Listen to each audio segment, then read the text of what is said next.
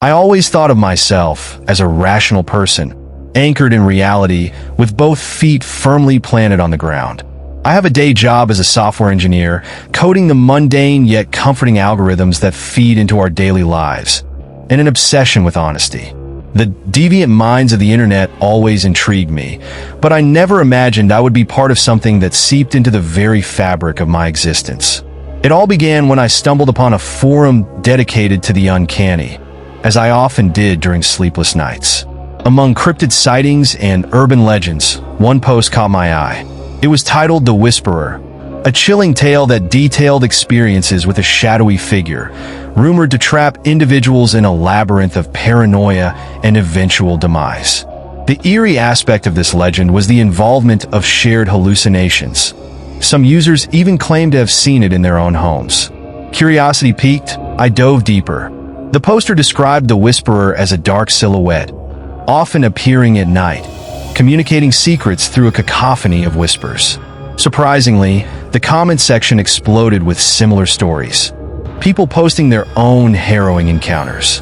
They talked about losing time, experiencing visions that blurred the line between reality and nightmare. At first, I took it all with a grain of salt, but as days turned into weeks, the story refused to leave my mind. I often found myself researching late into the night, wishing for some tangible evidence, anything that would shake me from my normally grounded existence. But the more I looked, the more real it became. One night, after reading yet another harrowing post about the Whisperer, I leaned back in my chair, exhausted. The soft glow of my computer screen illuminated my small studio apartment, my fortress against the unknown. But something felt different that night. The silence hung heavier in the air, suggesting more than just the absence of sound. Out of the corner of my eye, I thought I saw movement, a flicker of shadow that seemed to dance just beyond my peripheral vision. My heart raced, but I rationalized it away. It was probably just my mind playing tricks on me after too many late-night Reddit spirals. Yet as I turned off my computer, I could have sworn that distant whisper wrapped around me, echoing just beyond comprehension. The following days were uneventful, save for a growing wariness that burrowed deep into my gut. I began to hear the faintest of whispers during the night, almost melodic, like a lullaby, coaxing me to sleep. I blamed exhaustion, too many nights staring at bright screens, but the sound pulled me deeper into the web of the Whisperer. 1 week later, the situation escalated. I woke up to find a figure standing at the foot of my bed, shrouded in darkness. My heart dropped. I couldn't make out any features, only a formless mass that seemed to absorb the light around it. It was gone in an instant, leaving only a saturated silence in its wake. I shot up, flicking on the lamp. Shadows swallowed my room, creating a cacophony of shapes. Get it together, I muttered to myself. It's just stress. The next day, my phone pinged with notifications from the forum. Another user claimed they had come face to face with the Whisperer, detailing their ordeal with visceral intensity. My palms sweated as I read their description. They spoke about the Whispers being forms of misinformation, laden with lies that seeped into their minds, driving them to the brink of madness. The user ended on a grim note, stating that the Whisperer feeds on the insecurities of its victims, dismantling their mental barriers. Immediately, I felt unease settle over me like a damp blanket. I shrugged it off and decided to meet up with a friend, Mia, a fellow tech enthusiast with a penchant for horror stories. She always brought a dose of sanity back into my spiraling world. As we sipped coffee at our favorite cafe, I confided in her about the Whisperer. I know how this sounds, Mia, I said, but something feels ominously real about it. Her steady gaze pierced through me. So what? You think it's just a coincidence that all these people are having bizarre experiences? Maybe it is, I replied, unsure of where the truth lay. But I keep hearing whispers in the night, and last week. That's enough, she interrupted. You're scaring yourself. This could just be your brain processing stress. Why not turn off the internet for a while? Focus on something else, like work or hiking. Mia's advice rang in my ears as I walked home, but the dread still maintained its vice-like grip. That very night, I decided to take her suggestion. I switched off my internet connection and dive into a book I had long put aside. For the first time in weeks, sleep came easily, or so I thought. 2 days later, I woke up disoriented, the sunlight spilling harshly into my room. I rubbed my eyes, trying to dispel the cobwebs of sleep. My phone buzzed incessantly. Checking it, I found a barrage of messages from Mia. "Mark, are you there? You need to respond. Please text me back. I'm worried. Mark, it's important." An unsettling feeling invaded my mind as I hastily called her. A tone of panic laced her voice when she answered. "What happened? What's going on?" "Mark, thank God. You've got to leave your place right now." I hesitated, confusion clawing at me. "What are you talking about?" "There's been an article. Someone else has gone missing. All their messages led back to your forum." The bottom dropped out of my stomach. "What? Oh, a user named Kyle. He was posting about the Whisperer, and then nothing. No logs of him ever logging in again. But before he went silent, he mentioned another name, yours." "Mine? I didn't even speak to anyone. I haven't posted in weeks." I shouted, clutching the phone tighter. "Still, just come over," she insisted. "I'll explain everything." As I hung up, dread crept back in, wrapping around me like an invasive serpent.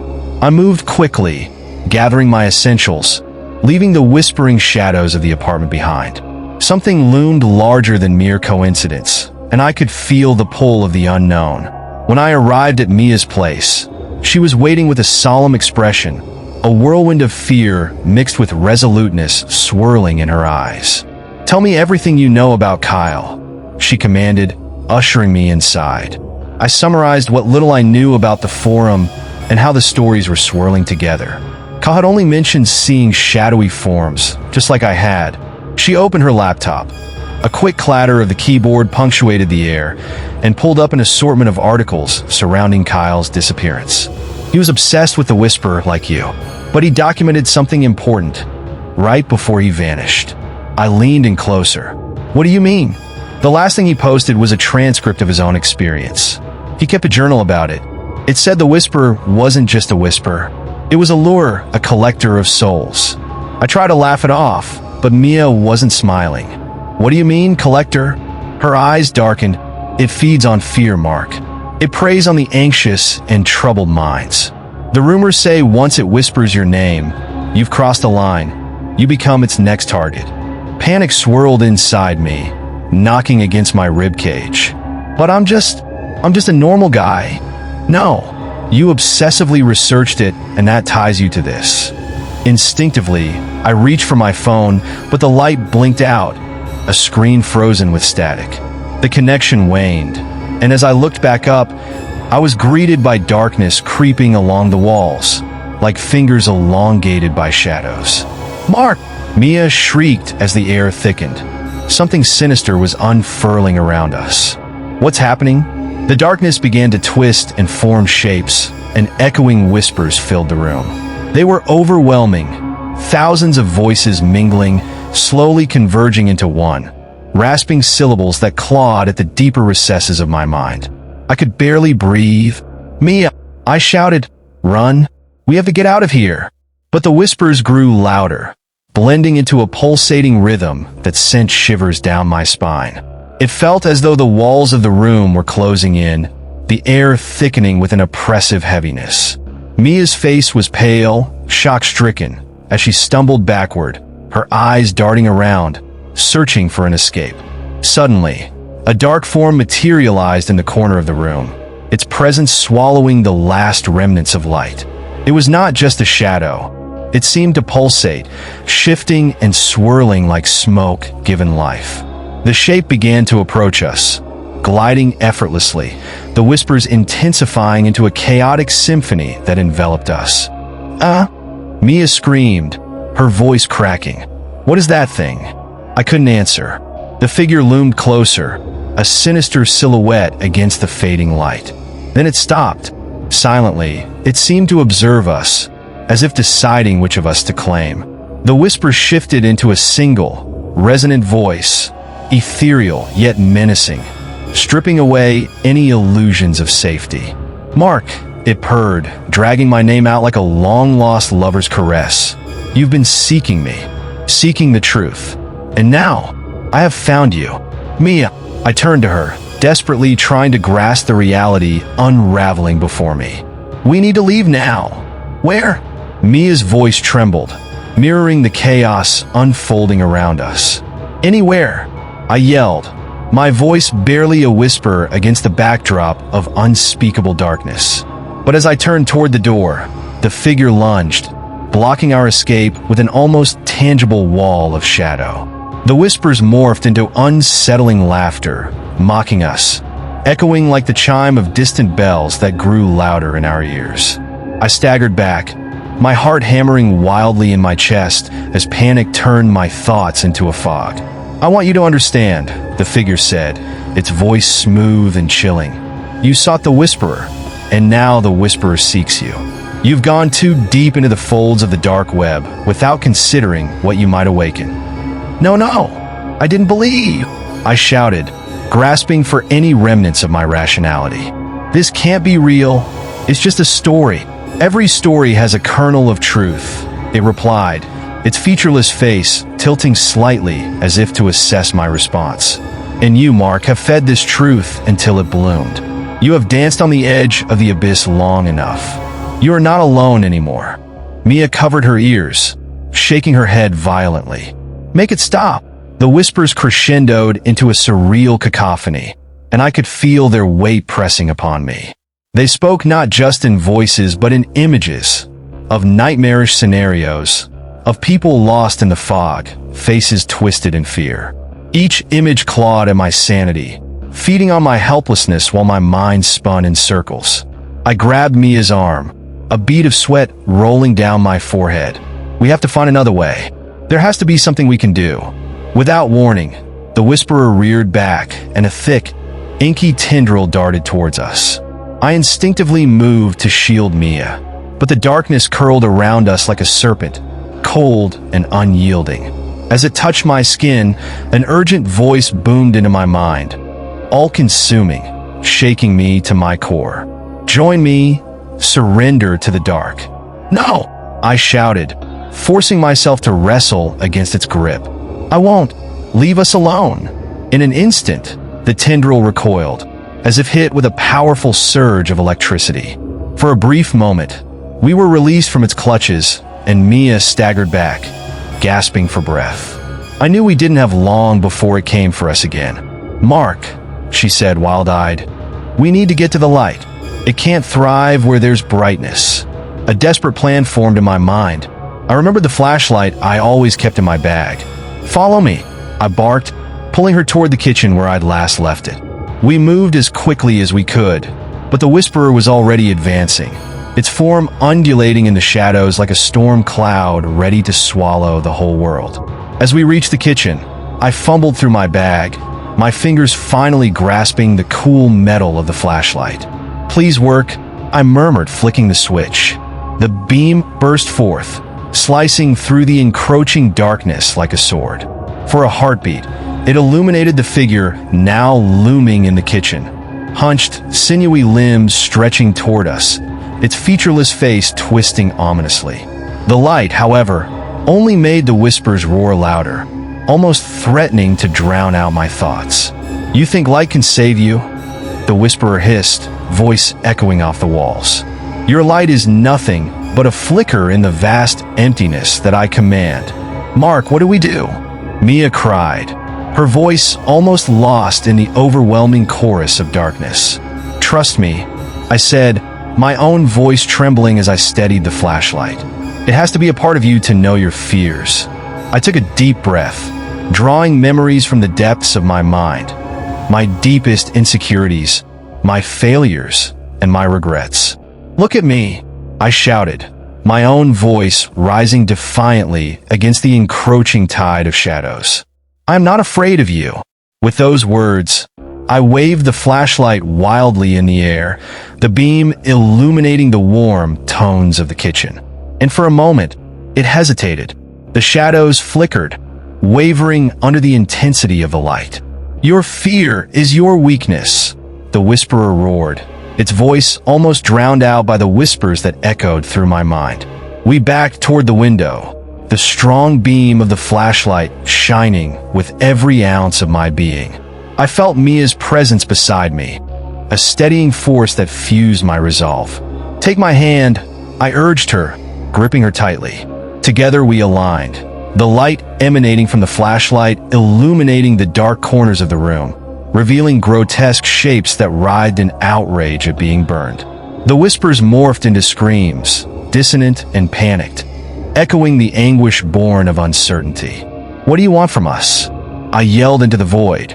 "I want to show you the truth," the whisperer replied, its voice a chilling lace that dripped with malice. "I want you to understand the darkness within you."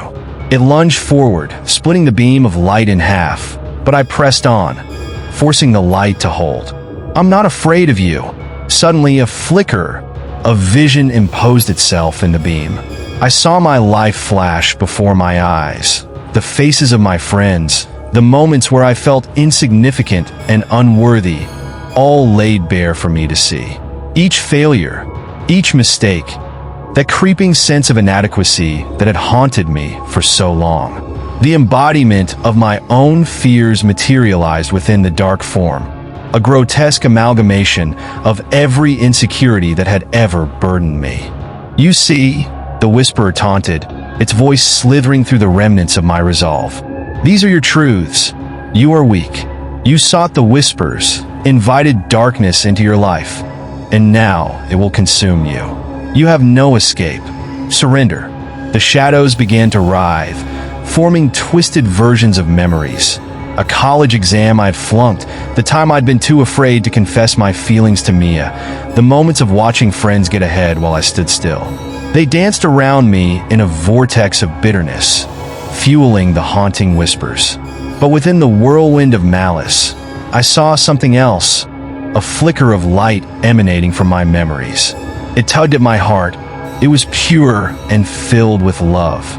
I remembered the laughter shared with Mia, our endless conversations that turned long nights into vibrant dawns. The joy we brought into each other's lives, the warmth of friendships that survived trials, and the strength I had found in myself when I created something meaningful. In that moment, a surge of determination coursed through my veins. "No!" I shouted, shutting my eyes tighter to block out the darkness that threatened to swallow my thoughts. "You may be shadows of my fears, but I refuse to allow you to define me." As if propelled by my defiance, the beam of the flashlight ignited with new vigor. The whispers transformed into a chorus of panicked shrieks as the shadows recoiled from the light. "I am more than my mistakes. I am more than fear." I directed the beam toward the whisperer, feeling tremendous power radiating from my frantic movements. The figure roared in protest, but the light pushed forward, piercing deeper into the mass of despair and drawing from the essence of hope I had momentarily forgotten. "Mark!" Mia cried out beside me, her voice mixing with the luminescence like an echo of courage. "You can do this. Just believe." The shadows twisted erratically, millions of ethereal faces contorting in agony, trying to escape the relentless light. A fissure formed in its form, and I could feel the pressure of the darkness begin to yield. "Join me, Mark," it hissed desperately, panic creeping into its fragmented voice. "You will never escape. You will be lost forever, just like Kyle." The name struck me like a bolt of ice, seizing my heart with terror. "Kyle," I gasped, recalling the stories I had read about his descent into madness. I had conveniently glossed over the severity of his fate, thinking it was merely a cautionary tale. The reality sunk in. This thing was claiming victims, and I was dangerously close to becoming one of them. "No!" I insisted, shaking my head vigorously. "Kyle let you in? I won't. I refuse to let you take me." I wasn't just fighting for myself, but for every victim the Whisperer had consumed, for every lost soul that had been swept away by its lies. With every ounce of strength, I pushed the flashlight forward, flinging the beam into the dark mass. The air crackled with electric tension as the light shone brighter, illuminating the room as if the sun itself had burst in through the window. The shadows shrieked again, their forms losing cohesion, faces reflecting anguish as they flailed against the torrent of illumination. "Light is a lie," the whisperer screamed, its voice a cacophony of rage and despair. "It cannot save you, Mark. We are part of you." "No, you're not," I shouted, the heat of determination surging through my body. With a primal roar, I directed the light upwards, burning through the tendrils of darkness attempting to suffocate us. "You don't own me." At that moment, a vivid vision struck me, Mia, in her most genuine form, her laughter, her vibrant spirit radiating warmth and kindness. Those fleeting, joyous moments rippled through my consciousness, solidifying my purpose.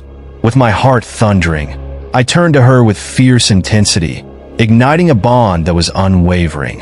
"Together," I yelled, squeezing her hand as we shot the beam of light toward each other, intertwining our strengths.